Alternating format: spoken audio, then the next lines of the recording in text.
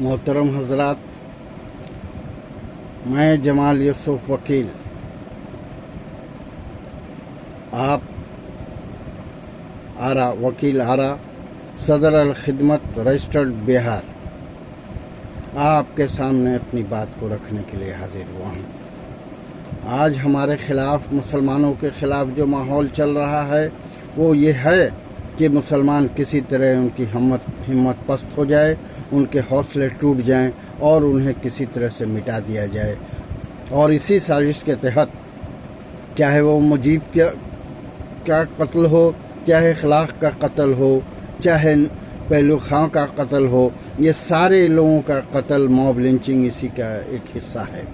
मैं आपको बताना चाहता हूँ कि ये कोशिश बहुत पहले से चली आ रही है। मुसलमानों के खिलाफ नफ़रत को कुछ लोग हमेशा से फैलाते आए हैं। मैं आपको आज वंदे मातरम के बारे में बताना चाहता हूं, जिसके लिए लोग बज़िद हैं कि मुसलमान इस वंदे मातरम को कहें और वंदे मातरम गाएं और वंदे मातरम का नारा लगाएं।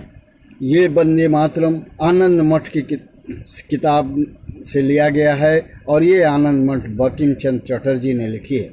मैं आपको बताऊं कि जो नफ़रत फैलाई गई है, बंकिम चंद्र चटर्जी ने अपने नावल के ज़रिए इसमें बहुत सारे किरदार दिए गए हैं। महेंद्र सिंह का किरदार दिया गया है, भवानंद का किरदार दिया गया है, जीवानंद का किरदार दिया गया है, सत्यानंद का किरदार दिया गया है, धीरानंद का किरदार दिया गया है, कल्याणी का किरदार दिया गया है। ये सारे किरदार दिए गए हैं जो अपने आप को वंदे मातरम के कहते हैं और मादरे वतन की संतान कहते हैं। संतान का शब्द इन्होंने अपने इसलिए इस्तेमाल किया है। और इस संतान के शब्द में मैं आपको बताऊं कि आनंद मठ में जीवानंद ने कहा है, महेंद्र सिंह को कहा है अपने इसमें कि मुसलमान जो है वो बहुत डरपोक होता है और मुसलमान जो है किसी मामले मुकाबला नहीं करता है, और जहां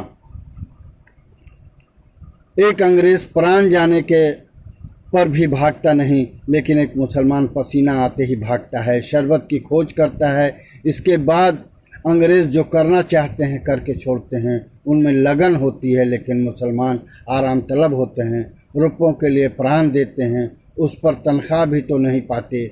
सबसे अंतिम बात यह है कि अंग्रेज़ साहसी होते हैं। एक गोला एक ही जगह जाकर गिरेगा, 10 जगह नहीं। अतः एक गोले को देखकर 10 आदमियों के भागने की क्या ज़रूरत है। एक गोले के छूटते ही मुसलमान फ़ौज की फ़ौज भागती है, लेकिन सैकड़ों गोले देखकर भी एक अंग्रेज़ तक नहीं भागता।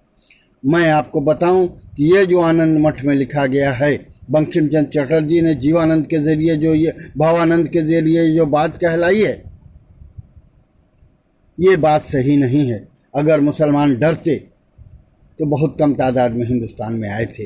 यहीं के लोगों ने उन्हें मोहब्बत दी, इन्हीं के लोगों ने उन्हें खुलूस दिया, यहीं के लोगों ने उनको ताकत दी। और यही वजह है कि तमाम कोशिशों के बाद गुजरात का दंगा हो, हाशिमपुर मलियाना का दंगा हो, मुजफ्फरनगर का दंगा हो, कानपुर का दंगा हो, मुरादाबाद का दंगा हो, कहीं का दंगा हो, मुसलमान भागे नहीं। मुसलमानों को अपने बिरादरान वतन पर, अपने भाइयों पर यकीन है कि ये लोग बहुत अच्छे लोग हैं। कुछ लोग गलत हो सकते हैं और कुछ लोगों की गलती की सज़ा पूरी कौम को नहीं दी जा सकती। मुसलमान इनके साथ थे, इनके साथ हैं और इनके साथ रहेंगे। लेकिन ये जो आनंद मठ के ज़रिए और वंदे मातरम के ज़रिए जो दबाव बनाने की कोशिश की जा रही है, वो दबाव यही है कि मुसलमानों के ख़िलाफ़ नफ़रत फैलाई जाए। मैं आपको बताऊं कि इन्होंने आनंद मठ में लिखा है कि मलेक्ष मुसलमान, ये पहला मरतबा है कि मुसलमानों के लिए मलेक्ष का शब्द इस्तेमाल किया गया है, मलेक्ष का लफ्ज़ इस्तेमाल किया गया है और ये आनंद मठ में कहा गया है। और इस तरह से मलेक्ष की बात की गई, यानी गंदा। और जबकि आप खुद देखें कि जो साधु बनते हैं, वो जो साधु हैं वो खुद गंदे रहते हैं। भले मठाधीश लोग ठीक बहुत साफ़ सुथरे और हर मठ बहुत साफ़ रहता है, लेकिन जो साधु हैं वो साधु आप देखेंगे कि वो जो है जटा जो है उनकी बढ़ी रहती है और वो मैल से जटा जो है भर जाती है और लट बन जाती है। तो ये सारी चीज़ें हैं।